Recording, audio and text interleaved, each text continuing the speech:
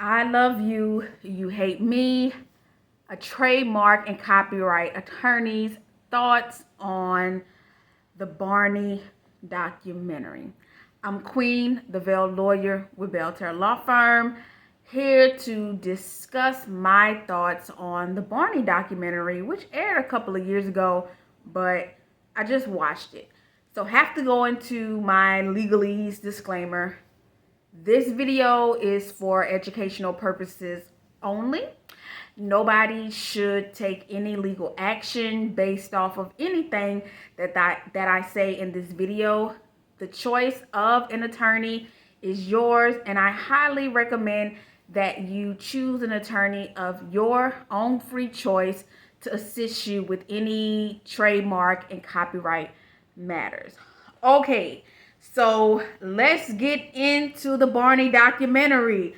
One, I am in disbelief, okay, because I grew up watching Barney and I had no clue that there was so much hate surrounding Barney the dinosaur, a purple dinosaur. Okay, so Barney was created by a lady with the last name Leach in honor of her son Patrick. Okay, so it was created by the Leach family. It was specifically created for learning and development of specifically like preschool, kindergarten children. That was her target audience. She built everything from scratch. Her and her family built everything from scratch. Like I said, I watched Barney. I loved Barney. Now, I didn't go as far as like having Barney birthday parties, or I don't think I had any Barney stuffed animals. But when Barney came on, watched it. Also, if those of you who know my background, first 9 years of my life, New Orleans, Louisiana, not just New Orleans, Louisiana, Ninth Ward, New Orleans, Louisiana, during the height of the crack era. So the schools were like little prisons, okay? But when Barney came on, I clearly remember, like when Barney came on, everybody got along, okay? And they were in preschool and kindergarten fighting, like really, really bad, okay? I had classmates in pre-K selling drugs. Like that's how bad it was. But when Barney came on, everybody got along. So I don't have any negative memories surrounded with Barney. And I'm really saying this just because I'm just so much in disbelief about everything that happened. Now that I sat down and I watched the documentary, before I get into the breaking it down as far as trademarks and copyrights, but also, I remember as you got older, of course, we stopped watching Barney and we elevated to other cartoons.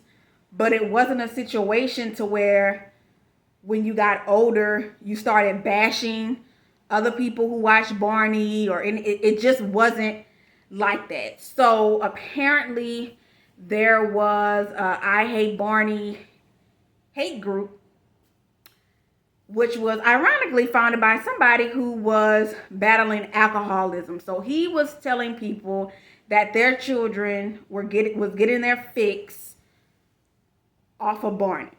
So because he hadn't dealt with his own demons behind his alcoholism, he turned that into his self-hatred for Barney, okay? Because his daughter was watching Barney. And he got mad because his daughter enjoyed watching Barney more than him, instead of him just really sitting down and saying, hey, maybe because I'm an alcoholic, my child don't want to have anything to do with me. And so that is why my child is fixed on Barney, because Barney is clearly giving her the love that I'm giving to the bottle. But that's, makes too much sense. Also, there was like this jihad against Barney, and it was just ridiculous. I remember hearing the rumors that Barney had molested some of the child actors and characters. That was not true as well. So the Barney brand was just tarnished and smeared. the guy who wrote the Barney song, he received death threats. Like, I did not realize how deep this actually went. There were college parties where they were beating up Barney stuffed animals and all type of just crazy foolishness that I am blessed that nobody in my environment, and I grew up in a really rough environment in the first 9 years of my life. So for me, in my mind, if anybody was to have hate and violence and vitriol towards Barney, it would have been the people in the environment that I grew up around. But that was just not the case. And I'm going to leave that right there without going further into that.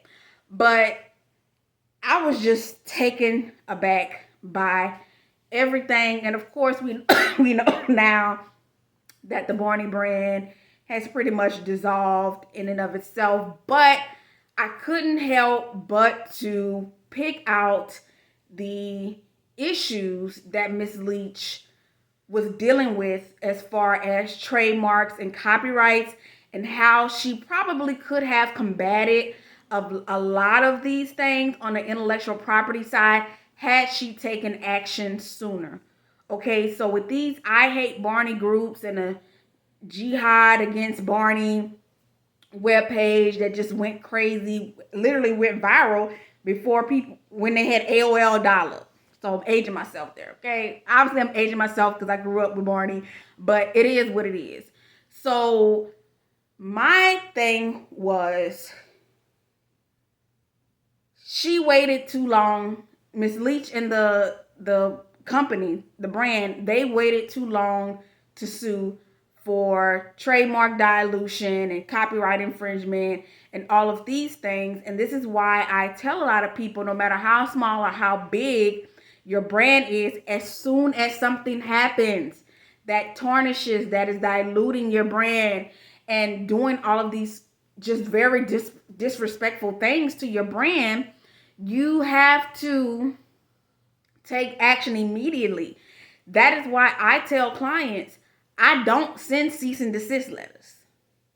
I don't just send cease and desist letters. So if you come to me and you want, you see somebody just really, either it's infringement, either it's dilution, or it's some other diminishing of value of your brand, and you say you want to send a cease and desist letter, when you come to me with that, you're going to follow up. So I'm not going to take you on as a client if you're not prepared to fight it all the way to the end to see what a judge or a jury is going to say. Like I told you, where I grew up, you don't send threats to people and don't make good on them, because that actually come back and it will bite you, and it will leave you in a really, really bad position, like we saw in the whole Barney fiasco if you watch the documentary. So you can watch it on, I think, was it Philo or Peacock? I think it was on Peacock.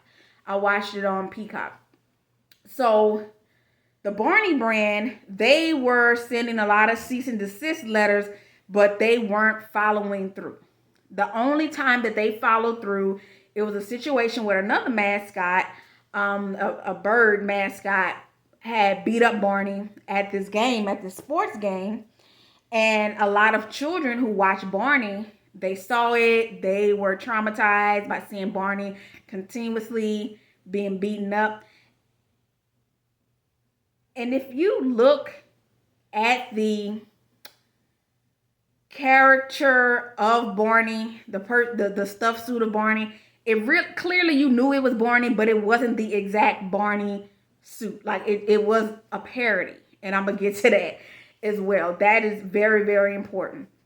So she finally, the company, Miss Leach's company, they finally sued that particular instances of the bird mascot fighting Barney and beating Barney up at the sports event. But the case was ultimately dismissed because by that time it was considered to be a parody of Barney. And that is not a position that you want to be in as a brand, allowing somebody to make a parody, which is essentially a mockery of your brand, because if something is a parody, they can get away with it. Okay, and it's not infringement, it's not dilution, it's not violating your infringement rights. So you really have to stay on top of things. And that was the biggest takeaway for me for the Barney documentary. It was just really sad to just watch everything because, it was just unnecessary and it was uncalled for. They did not have to do that. And basically, for me, this is my own personal opinion. Let's put the infringement stuff to the side. You had people who didn't want so many. That was textbook definition of how many people we have in the United States of America that are just filled with hatred. Well, they still are filled with hatred, because why would you be upset that children are happy and telling other kids that they love them and getting along? Why would you hate that? Why is that something that you would hate? And that's why it was so sad to me. But going back to the IP, intellectual property, they just waited too long. They waited too long to go after the people for the infringement, whether it was trademark or copyright. And, just don't sit on things. When you see things happening with your brand, you have to take action and you have to be serious about it. Okay?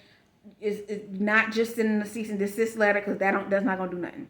Okay, so I'm Queen, the Veiled Lawyer with Belterra Law Firm. Thank you.